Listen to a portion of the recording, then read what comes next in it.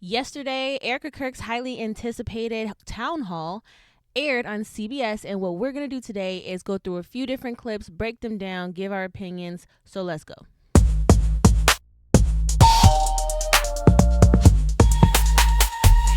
Welcome back to another episode of In Cahoots Podcast. My name is Nikki.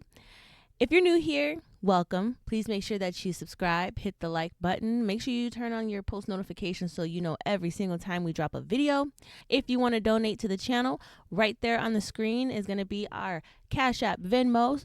All donations are appreciated. You do not have to, but we do appreciate them. So thank you so much to those that have. Also, please go ahead and follow me on X, TikTok, and Instagram. All also posted right there on the screen.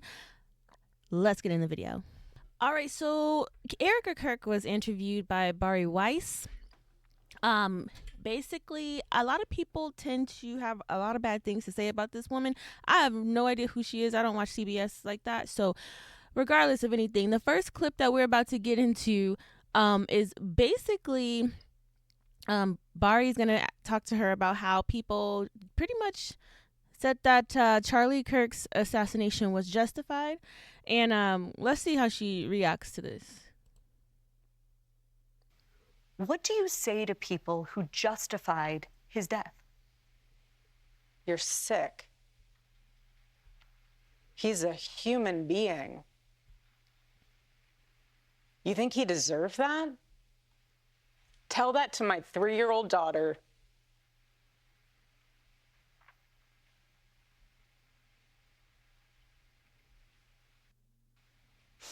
Excuse me. You want to watch in high res the video of my husband being murdered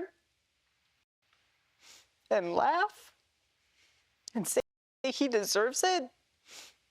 There's something very sick in your soul, and I pray that God saves you.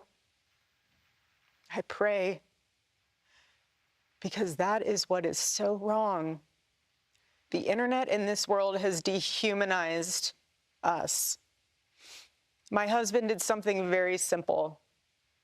He talked to people. You're going to be murdered for talking to people. He didn't go after people. He went after your ideas.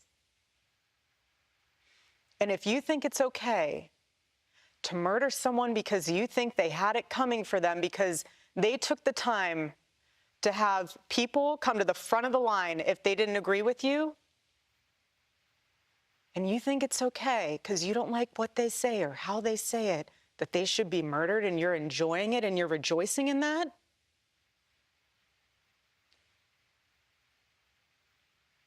that is evil.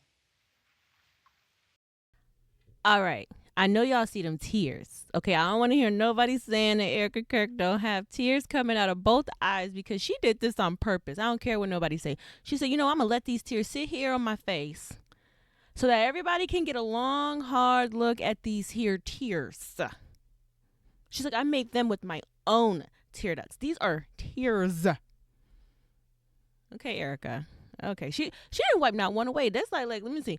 1, 2, 3, at least 2, 4, like 6 little streaks of tears there. I mean, I like that. She said, I'm gonna show y'all some tears.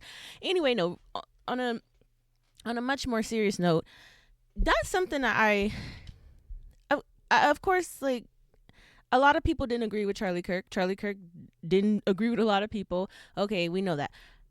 However, I can't understand the rejoicing part. And that's just me personally. I cannot celebrate someone's death. I mean, especially how that man died. I can't do that. I can't understand how people were like making fun of it, rejoicing, clapping. That's just not my personal thing.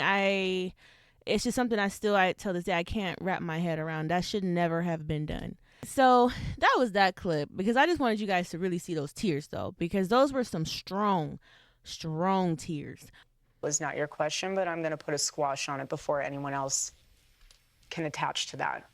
My husband never incited violence. He never once said, Go after them because they're saying XYZ and they deserve to die. My husband never once said that, and he never would. What did he say? Come to the front of the line. I'll put my mic down. Tell me why you believe that. That's interesting. I never thought of that. But have you thought of this? People heckling, laughing at them. Stop. It took a lot of courage for them to come up here. Stop doing that. He gave them a microphone. He didn't take away a moment for them to speak back. He gave them a microphone. And what'd they do? They gave him a bullet in the neck. Totally different.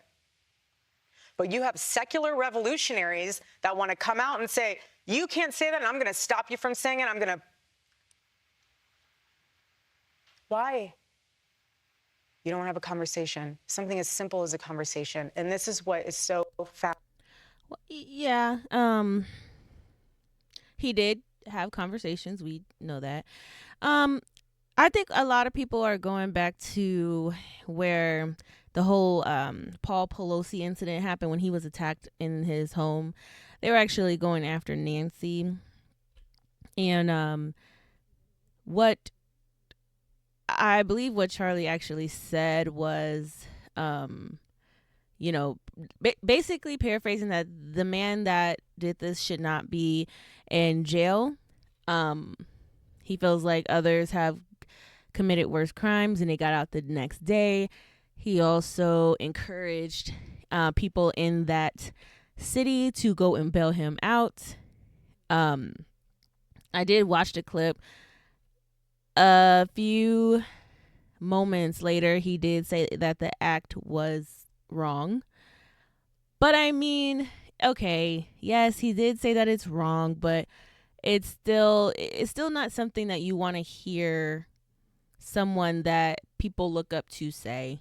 But I mean, hey, that was the whole point of, I guess, their segment. I don't know. I am not trying to justify anything for Charlie Kirk, but I'm not going to say that he, justified violence if I did not truly hear him do it.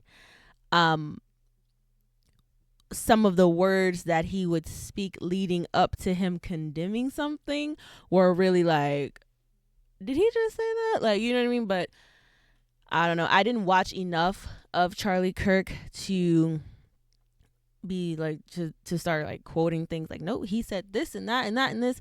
But I did go back and watch that particular clip, and I didn't like what he said at first. He did follow up and quickly say it was wrong, but it was just the context, I guess. I don't know, but I mean, but of course Erika Kirk is going to say, yes, my husband never promoted violence. He never, like, what is she going to say? Like, yeah, he said a few crazy things, but hey, I loved him. Okay, next clip. Now, right now, Bari Weiss is, I thought her name was Barry Weiss, but I guess it's Bari Weiss, but whatever. So she is now going to kind of quote some of the things that Charlie has said. So let's see how Erika reacts to this. The thousands, maybe tens of thousands of hours of words he produced. He said more in 31 years than most people will say in a lifetime. Yes. And I want to read a few that have captured the most attention, especially on the political left, okay? Yeah. Some gun deaths were, quote, unfortunately worth it to preserve the Second Amendment, he said. Acknowledging that he wishes he didn't feel this way, he said, I'm sorry, if I see a black pilot, I'm going to be like, boy, I hope he's qualified. He said the Civil Rights Act of 1964 was a mistake. Now, I realize that all of those quotes come from longer. Why is she shaking her head like he didn't say those words? I mean, there's more to what he said, but she's shaking her head like, oh, this is just so fake. This is so fake. Conversations that he had on his show. Correct. But he did say those things. And Charlie is being memorialized by many people as a person who promoted civil discourse, as a person who said, come to the front of the line, let's have a civil conversation. How do you square that with the statements I just read? I would love for everyone to be able to watch the full and entire clip of what he said. Charlie didn't care what skin color you were. He didn't care what religion you were. He loved excellence. He loved knowing that people... Okay, hold on, Erika. Park it. So the clip that's in question right now regarding the gun violence, let's watch it for ourselves. Let's do that. Let's watch it. Let's not say what we think he said. Let's just watch it. It's 3 minutes and 41 seconds long. I sped up the video just a little bit, but let's listen to the question. Let's listen to the answer. I just had a question related to Second Amendment rights. We saw the shooting that happened recently, and a lot of people are upset. But I'm seeing people argue for the other side that they want to take our Second Amendment rights away. How do we convince them that it's important to have the right to defend ourselves and all that good stuff? Yeah, it's a great question. Thank you. So I'm a big Second Amendment fan, but I think most politicians are cowards when it comes to defending why we have a Second Amendment. This is why I would not be a good politician. Or maybe I would, I don't know, because I actually speak my mind. The Second Amendment is not about hunting. I love hunting. The Second Amendment is not even about personal defense. That is important. The Second Amendment is there, God forbid, so that you can defend yourself against a tyrannical government. Come on. And if that talk scares you, wow, that's radical, Charlie. I don't know about that. Well, then you have not really read any of the literature of our founding fathers. Number two, you've not read any 20th century history. You're just living in Narnia. By the way, if you're actually living in Narnia, you would be wiser than wherever you're living, because C.S. Lewis was really smart. So I don't know what alternative universe you're living in. You just don't want to face reality that governments tend to get tyrannical, and that if people need an ability to protect themselves and their communities and their families. Now, we must also be real. We must be honest with the population. Having an armed citizenry comes with a price. And that is part of liberty.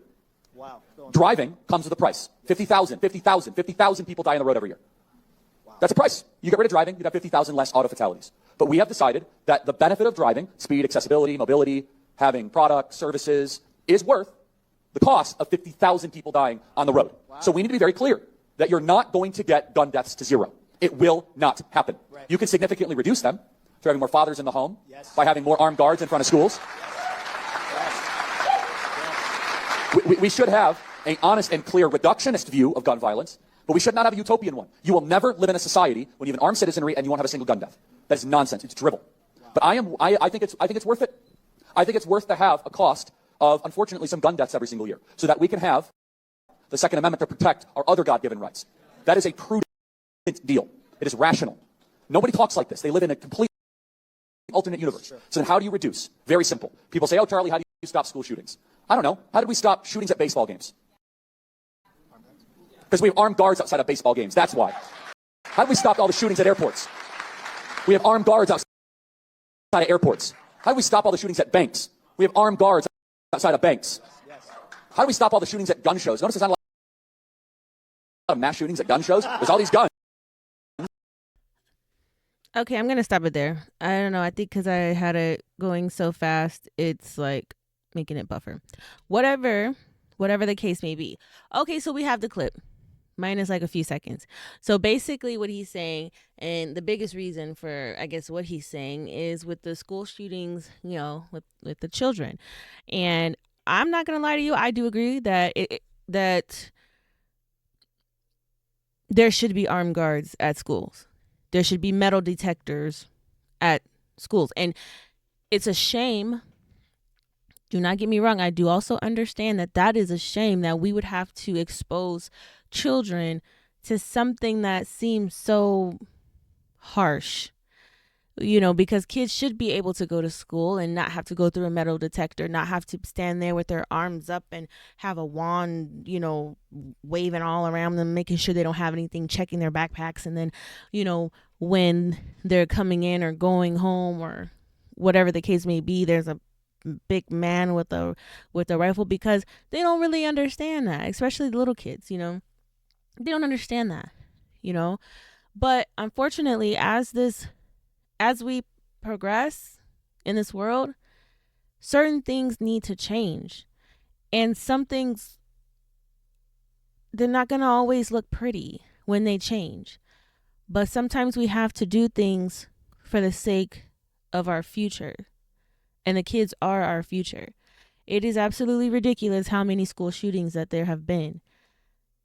But the first thing that anybody wants to say, well, there's school shootings because of transgender people.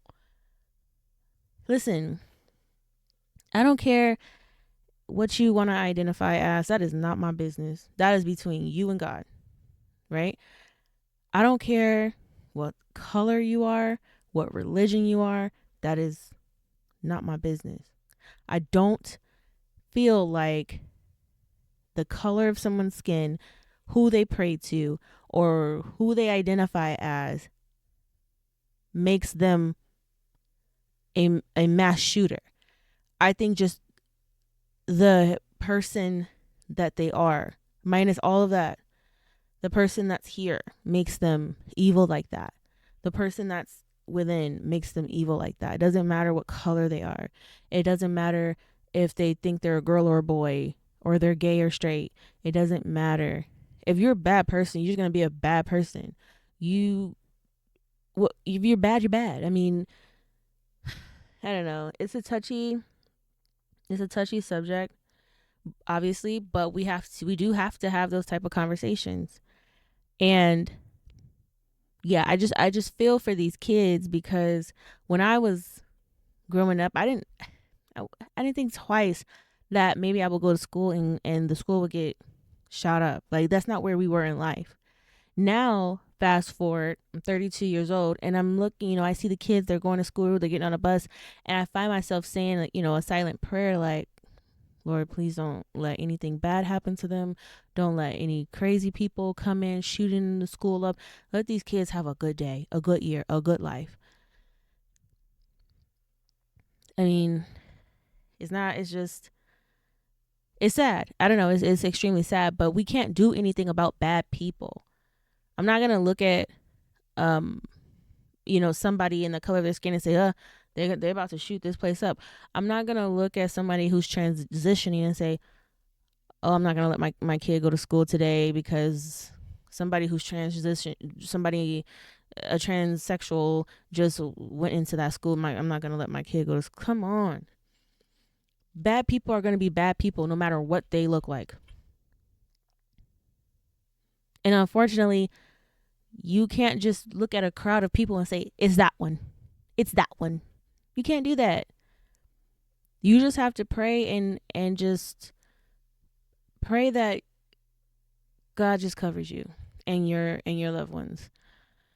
But absolutely, at this, where we are today, I definitely do agree that there should be armed guards in front of schools. And I'm not going to lie, Charlie did have a point. Why are there not, how come there aren't any, mass shootings at baseball games anymore? Banks anymore, or what have you? It's because they have armed guards. Okay, can we protect the babies too? I mean, it might be an eyesore, but at least your kid will have a better chance of coming home. Maybe they will have a better chance of coming home. I don't know, but that is what he actually said. Put your opinions down below. And this is, don't in the comments, we don't need nobody calling anybody names. I've been noticing that. Like, look, if you don't agree, either don't watch the video, or if you don't agree with somebody's comment, just move on. Move on. It doesn't have to be, hate in the comment section. That's not what this channel is about. You just put your opinion, and I'm going to respect your opinion. Don't, but just let's try to respect each other. That's the problem. That is the problem. Let's get back to Erika. Now, this particular part of this town hall had me like kind of shook, because now she's about to talk to Hunter Kozak. I think that's how he pronounces his last name. I don't know. The man that was speaking with Charlie right when what happened. And it's interesting because I'm like, why is he even there? Because I don't know if I would. I mean, I'm not saying he had anything to do with it, but the timing of the question and what happened, and then all of these people saying that he was practicing his oh my God face, or his reaction, I should say, regardless of the conspiracy theories and whatnot. I don't know. I just probably. I wouldn't be able to talk to him. I wouldn't be able to talk to anybody. Let's just make that clear. It is still too fresh. It has only been 3 months. I don't want to talk to nobody. I want to lay in my bed. I want to pray. I want to cry. I want to try to eat a soup. and do it all over again. Like I wouldn't even be able to do any of this, to be honest. But the way that she is looking at this boy, and he looks terrified. Like he looks terrified. Let's watch it. No, the last person that Charlie ever spoke to was a Utah Valley student named Hunter Kozak. He was asking Charlie a question that day when he was shot, and he's here tonight, and he wants to ask you a question. Hi there. Erika, I want to tell you how much I appreciate your calls for peace and unity, and I'm likewise horrified by the people in my so-called camp who were cheering about Charlie's murder. I believe that they stoke the flames of violence. But even worse is when powerful influence. Look how she's looking at him. Oh my goodness. Oh no. She looks like she wants to leap over there, because Hunter has a past too. You know what I mean? Like, he's done some crazy things just to pretty much harass Charlie, and they're proven. You can look it up. You can do your own research. So I wonder if she knows about that, and that's why she's looking at him like, how dare you? You know, the things that you have done to make my husband's life a living hell. Like, how dare you? But look at her eyes. Like, she's doing the thing. You know? Oh, man. Influential people on either side of the aisle stoke the flames. When they do it, the flames can become an inferno. And this leads me to Donald Trump, the most powerful and influential person on earth, who has more responsibility than anyone else to put the flames out. Don't bring up her sugar daddy. What do you think she about to say about her sugar daddy, Trump? Stop. They've been rocking since, what, 2012? He busting in the dressing rooms when all the pageant girls are naked. You know she was one of them. Last month, President Trump called on Allegedly. 6 Democratic lawmakers to be tried for sedition, which he clarified was punishable by death. He then reposted a simple message: hang them. I think that you've been making strides to bring peace to our country, and that turning point has been asking Democrats to decry the individuals who cheer for violence. I have and will continue to decry them. But any good faith effort to stop political violence must hold both parties to the same standard and expectation. So in that spirit, will you condemn the violent rhetoric of Donald Trump, the most powerful and influential person on earth? I appreciate your question. No, you don't. That was the most sinister I have ever witnessed. Oh my goodness. He looks like he wants to pee. Let me move my... I need to move my... I didn't know you... I always do that to you guys. Hold on. He looks like he wants to pee himself. I'm going to replay that. Just from like here. The flames can become an inferno. And this leads me to Donald Trump, the most powerful and influential person on earth, who has more responsibility than anyone else to put the flames out. Just last month, President Trump called on 6 Democratic lawmakers to be tried for sedition, which he clarified was punishable by death. He then reposted a simple message: hang them. I think that you've been making strides to bring peace to our country, and that turning point has been asking Democrats to decry the individuals who cheer for violence.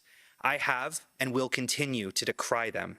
But any good faith effort to stop political violence must hold both parties to the same standard and expectation. So in that spirit, will you condemn the violent rhetoric of Donald Trump, the most powerful and influential person on earth? I appreciate your question. You know my heart. Why would I ever say, yes, go murder people? This poor guy looks like he's gonna pee. Any moment now, he's just gonna start pissing. Like, he looks like he just wants to pee. Pee. This is so much deeper than just one. I understand your sentiment. I do. But this is also so much deeper than just one person. This starts at the home, okay? This starts with family. This starts with a seed that grows and grows. You can choose to have evil in your heart, or you can choose to have light. What you consume and what you absorb from the outside world will manifest itself. No, I will never agree with political violence. My husband is a victim of it. I'm a victim of it. But what I'm trying to say here is that we can blame everyone else. We have to look in the mirror when you become a father, when you become a mother. How are you raising your kids? Are you taking responsibility, or are you giving them a device and saying, go down that rabbit hole? I'm trying to go to Pilates class. You can just sit in the corner and look at your iPad or look at your phone and go down that rabbit hole and see what you can learn from that instead of being a parent. So my call to action from that is, parents, step up. Do you want your kid to be a thought leader or an assassin? That's where we're at. Do you think our political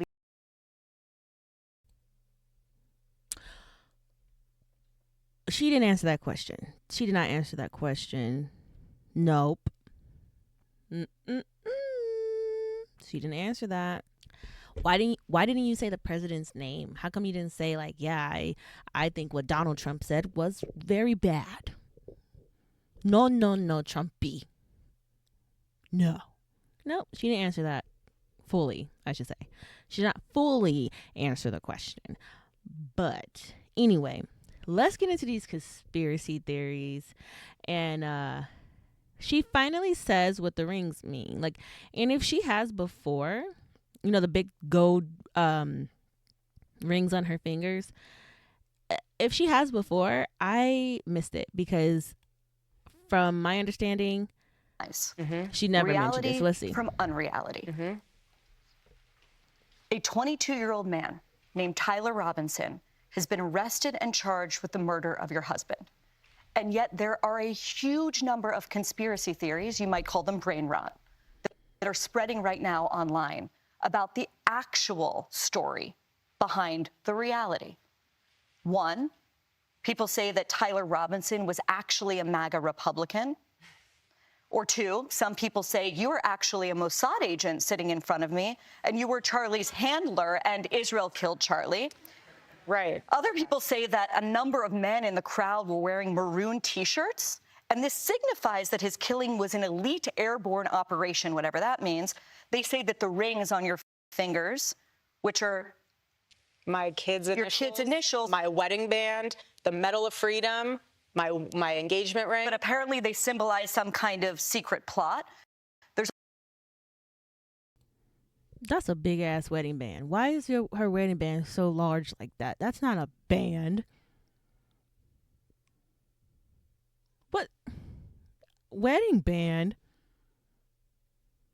That's her wedding band? Okay. That tripped me out. I've never seen a wedding band so large, but I mean, hey, I don't got that kind of money, so I guess. But this last clip that I'm going to play is kind of the biggest part of this entire interview for me, because it tripped me out. I'm going to let y'all watch it first, and we're going to talk about it. That's how mainstream they become. Okay. Egyptian planes. You want to talk about Egyptian planes? Okay. I was pregnant for 90% of those trips. Mind you, I've never, all those places they said I'd travel, I've never been. I mean, I've been, but I'm not within those dates that they've. But you even said you need to. No, but this is, yeah, but I do on that one, only because. I don't think this part was in the script, because even Weiss is like, do you really want to address this? Like, she's actually tried to stop her a couple of times when these Egyptian planes had come up, even though she brought it up too, but she never asked her to really elaborate on the planes.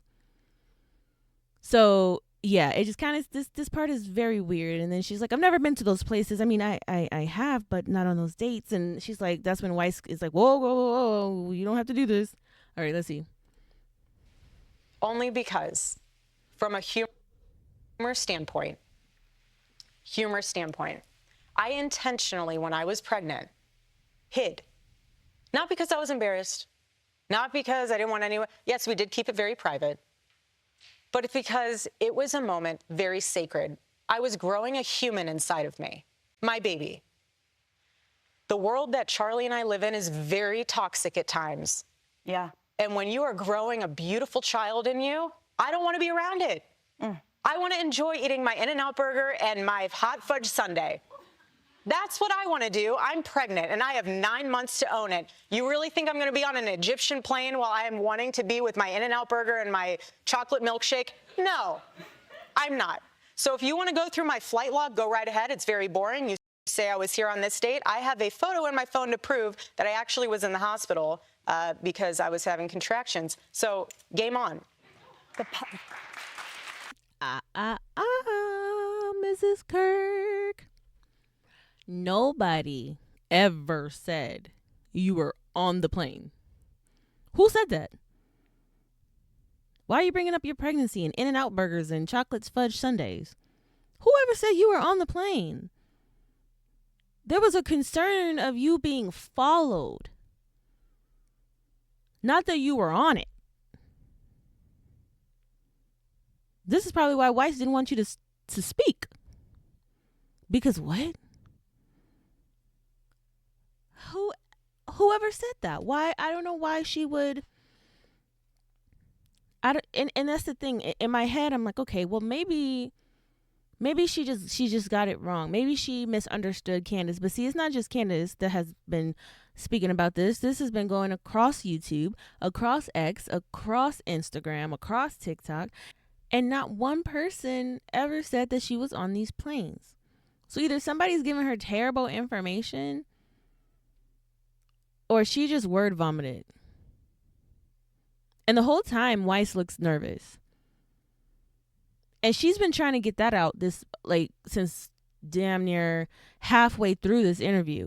The Egyptian planes, we're going to take a flight on that really quick. And then the Egyptian planes. And each time, Weiss kind of detoured her from the conversation. And then she kind of just forced it just now. And that's why Weiss is like, do you even want to go into this? I mean, you want her to go into everything else? Whoever said you was on those planes? And why did you just word vomit like that? The podcaster Candace Owens, okay? At one time, a friend of Charlie's, at one time, an employee of Turning Point. She has been one of the main peddlers of these conspiracies, and she is making a huge amount of money on it. She is building her business off of these lies. What do you want to say to her and the other people that are putting these lies out into the world right now? Stop. Candace said no. That's it. That's all I have to say. Stop. Candace said hell no. I mean, and honestly, to be honest, Candace did say that only two people can shut her up. That is her husband, Georgie, and Erika Kirk. Erika Kirk said stop, but you know Candace, she's like, wait a minute, wait. Define what you mean by stop. Like, stop lying, stop talking about it at all, stop investigating it. Until you answer that, no. And speaking of which, today's the 14th, so tomorrow is the 15th. Has anybody heard anything about this, TP USA meeting with Candace? Is it virtual? Is she going there? Did the Supreme Court say yes or no? Drop that in the comments if you know, because I have not heard anything about it, but I could have missed it. But that's the video. Again, my name is Nikki. Thank you guys so much for hanging out with me and watching. Don't forget to hit that subscribe button, like, comment, and also turn on your post notifications so that you know every single time we post.